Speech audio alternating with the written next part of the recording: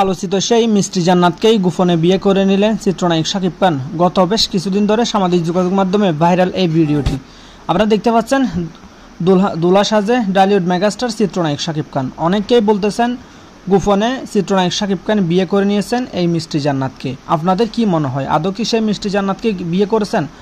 আপনারা জানেন গত বেশ কিছুদিন আগে থেকে সামাজিক যোগাযোগ মাধ্যমে তুলফার চিত্রনায়ক শাকিব খান তৃতীয় বিয়ে করবেন। তৃতীয় বিয়ের মেইন উদ্দেশ্য হচ্ছে, মেইন কারণ শবনম বুবলী এবং অপু বিশ্বাসের কাছ থেকে বাঁচতে তৃতীয় বিয়ের সিদ্ধান্ত নিয়েছে শাকিবের পরিবার।